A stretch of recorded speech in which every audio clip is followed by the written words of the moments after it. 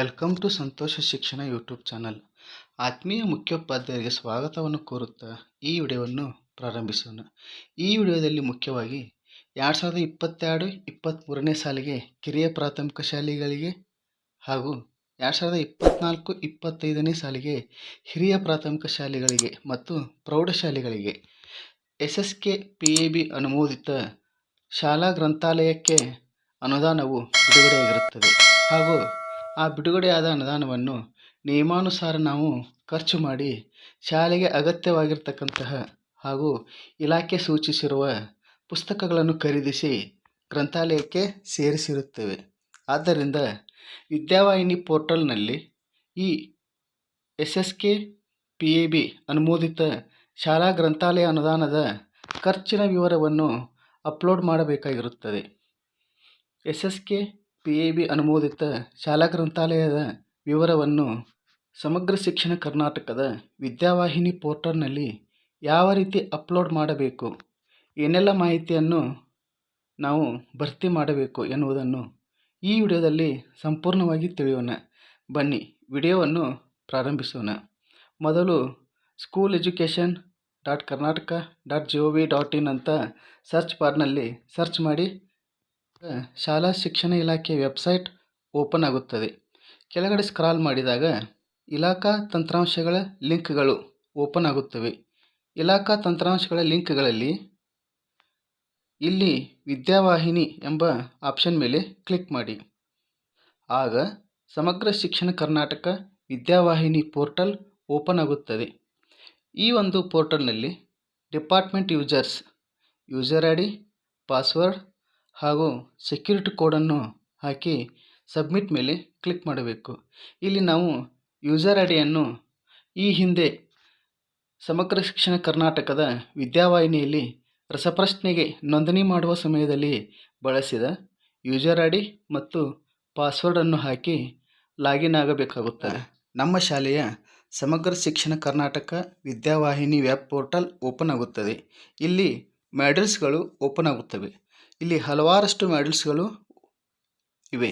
ಈ ಮಾಡ್ಯೂಲ್ಗಳಲ್ಲಿ ಕೊನೆಗೆ ಶಾಲಾ ಗ್ರಂಥಾಲಯಕ್ಕೆ ಪುಸ್ತಕಗಳ ಖರೀದಿ ಒಂದು ಮಾಡ್ಯೂಲ್ ಎನೇಬಲ್ ಆಗಿದೆ. ಇದರ ಮೇಲೆ ಟ್ಯಾಪ್ ಮಾಡಿದಾಗ ನಮಗೆ ಸಮಗ್ರ ಶಿಕ್ಷಣ ಕರ್ನಾಟಕದ ಶಾಲಾ ಗ್ರಂಥಾಲಯಕ್ಕೆ ಪುಸ್ತಕಗಳ ಖರೀದಿ ಬಗ್ಗೆ ವಿವರವನ್ನು ನಮೂದಿಸಿ ಪೇಜ್ ಓಪನ್ ಆಗುತ್ತದೆ. ಇಲ್ಲಿ ನಾವು ಮುಖಪುಟ SSK PAB ಅನುಮೋದಿತ ಗ್ರಂಥಾಲಯ ಪುಸ್ತಕಗಳ ಖರೀದಿ ವಿವರಗಳನ್ನು ನಮೂದಿಸಿ, ರಾಜ್ಯ ಅನುಮೋದಿತ ಗ್ರಂಥಾಲಯ ಪುಸ್ತಕಗಳ ಖರೀದಿ ವಿವರಗಳನ್ನು ನಮೂದಿಸಿ, ವರದಿಗಳು ಆಪ್ಷನ್ ಎನೇಬಲ್ ಆಗುತ್ತವೆ. ಕೆಳಗಡೆ ಈ ಶಾಲಾ ಮಾಡ್ಯೂಲ್ನಲ್ಲಿ ಸರ್ಕಾರಿ ಶಾಲಾ ಆಯ್ದ ಮುಖ್ಯ ಶಿಕ್ಷಕರು ಈ ಕೆಳಗಿನ ಮಾಡ್ಯೂಲ್ಗಳನ್ನು ಮಾಡಬಹುದು. ಪುಸ್ತಕಗಳ ಶೀರ್ಷಿಕೆ, ಪ್ರಕಾಶಕರ ಪ್ರಕಾರ, ವರ್ಗವಾರು ಇತ್ಯಾದಿಗಳನ್ನು ವೀಕ್ಷಿಸಬಹುದು. ಅಂದರೆ ಈ ಒಂದು ಮಾಡ್ಯೂಲ್ನಲ್ಲಿ ನಮಗೆ ಯಾವ ಪುಸ್ತಕಗಳನ್ನು ಖರೀದಿ ಮಾಡಬೇಕು ಎಂಬ ವಿವರವನ್ನು ನೀಡಿರುತ್ತಾರೆ. ಆ ಪುಸ್ತಕಗಳನ್ನು ನಾವು ಖರೀದಿ ಮಾಡಬೇಕಾಗುತ್ತದೆ. ಸಂಬಂಧಪಟ್ಟ ವರ್ಷಕ್ಕೆ ಅನುಮೋದಿಸಲಾದ ಬಜೆಟ್ನ ಮಟ್ಟಿಗೆ ಖರೀದಿಸಿದ ಪುಸ್ತಕಗಳ ಪ್ರಗತಿಯನ್ನು ನಮೂದಿಸಿ. ನಮಗೆ ಜಮೆಯಾದ ಅನುದಾನದಲ್ಲಿ ನಾವು ಖರೀದಿಸಿದ ಪುಸ್ತಕದ ಮಾಹಿತಿಯನ್ನು ಇಲ್ಲಿ ನಮೂದಿಸಬೇಕಾಗುತ್ತದೆ. ವರದಿಗಳನ್ನು ವೀಕ್ಷಿಸಬಹುದು. ನಾವು ನಮೂದಿಸಿದ ವರದಿಯನ್ನು ಕೂಡ ವೀಕ್ಷಿಸಬಹುದು. ಈಗ SSK ಅನುಮೋದಿತ ಗ್ರಂಥಾಲಯ ಪುಸ್ತಕಗಳ ಖರೀದಿ ವಿವರಗಳನ್ನು ನಮೂದಿಸಿ ಅದರ ಮೇಲೆ ಕ್ಲಿಕ್ ಮಾಡಿ. ಇಲ್ಲಿ ಎರಡು ಆಪ್ಷನ್ಗಳು ಎನೇಬಲ್ ಆಗುತ್ತವೆ. 2024-25 SSK PABಗೆ ಸಂಬಂಧಿಸಿದ, 2022-23 SSK PABಗೆ ಸಂಬಂಧಿಸಿದ. ಅಂದರೆ ರಾಜ್ಯದ ಸರ್ಕಾರಿ ಕಿರಿಯ ಪ್ರಾಥಮಿಕ ಶಾಲೆಗಳಿಗೆ 2022-23ನೇ ಸಾಲಿಗೆ ಗ್ರಂಥಾಲಯ ಅನುದಾನವು ಜಮೆಯಾಗಿರುತ್ತದೆ. ಕಿರಿಯ ಶಾಲೆಯವರು 2022-23 SSK PABಗೆ ಸಂಬಂಧಿಸಿದ ಅದರ ಮೇಲೆ ಕ್ಲಿಕ್ ಮಾಡಿ ವಿವರವನ್ನು ನಮೂದಿಸಬೇಕು. ರಾಜ್ಯದ ಎಲ್ಲ ಸರ್ಕಾರಿ ಹಿರಿಯ ಪ್ರಾಥಮಿಕ ಶಾಲೆಗಳಿಗೆ ಹಾಗೂ ಪ್ರೌಢಶಾಲೆಗಳಿಗೆ 2024-25ನೇ ಸಾಲಿಗೆ ಗ್ರಂಥಾಲಯ ಅನುದಾನವು ಜಮೆಯಾಗಿರುತ್ತದೆ. ಆದ್ದರಿಂದ ಎಲ್ಲ ಹಿರಿಯ ಪ್ರಾಥಮಿಕ ಶಾಲೆಗಳು ಹಾಗೂ ಪ್ರೌಢಶಾಲೆಗಳು 2024-25 SSK PABಗೆ ಸಂಬಂಧಿಸಿದ ಅದರ ಮೇಲೆ ಕ್ಲಿಕ್ ಮಾಡಬೇಕು. ಅದರ ಮೇಲೆ ಕ್ಲಿಕ್ ಮಾಡಿದಾಗ 2024-25ಗೆ ಸಂಬಂಧಿಸಿದ SSK PAB ಅನುಮೋದಿತ ಪುಸ್ತಕಗಳ ಖರೀದಿ ವಿವರಗಳನ್ನು ನಮೂದಿಸಿ ಪುಟ ತೆರೆದುಕೊಳ್ಳುತ್ತದೆ. ಇಲ್ಲಿ ಮಾಹಿತಿ ಅಗತ್ಯವಿರುವ ಅಂಶಗಳನ್ನು ನಮೂದಿಸುತ್ತಾ ಹೋಗಬೇಕು. ಮೊದಲನೇದಾಗಿ 2024-25ನೇ ಸಾಲಿನಲ್ಲಿ ಗ್ರಂಥಾಲಯ ಅನುದಾನ ಸ್ವೀಕೃತಿ ಆಗಿದೆಯೇ? ಆಯ್ಕೆ ಮೇಲೆ ಕ್ಲಿಕ್ ಮಾಡಿ ಹೌದು ಅಥವಾ ಇಲ್ಲ ಅಂತ ಕ್ಲಿಕ್ ಮಾಡಬೇಕು. ಹೌದು ಅಂತ ಕ್ಲಿಕ್ ಮಾಡಿದಾಗ ಹೌದಾದಲ್ಲಿ ಸ್ವೀಕೃತಿಗೊಂಡ ಅನುಮೋದಿತ ಗ್ರಂಥಾಲಯ ಅನುದಾನದ ವಿವರಗಳು, ಸ್ವೀಕೃತಿ ದಿನಾಂಕವನ್ನು ಸೆಲೆಕ್ಟ್ ಮಾಡಬೇಕು. ಅನುದಾನದ ಮೊತ್ತ, ನಿಮ್ಮ ಶಾಲೆಗೆ ಗ್ರಂಥಾಲಯ ಅನುದಾನ ಎಷ್ಟು ಜಮೆಯಾಗಿದೆ ಆ ಜಮೆಯಾದ ಅನುದಾನವನ್ನು ಇಲ್ಲಿ ಎಂಟರ್ ಮಾಡಬೇಕು. ಹಿರಿಯ ಪ್ರಾಥಮಿಕ ಶಾಲೆಗಳಿಗೆ 6,500 ಹಾಗೂ ಪ್ರೌಢಶಾಲೆಗಳಿಗೆ 15,000 ಜಮೆಯಾಗಿರುತ್ತದೆ. ಅದನ್ನು ನಿಮ್ಮ SDMC ಅಕೌಂಟ್ನಲ್ಲಿ ಚೆಕ್ ಮಾಡಿಕೊಂಡು ಇಲ್ಲಿ ಎಂಟರ್ ಮಾಡಬೇಕು. 3.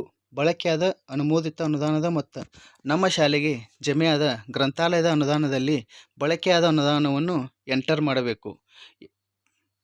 4.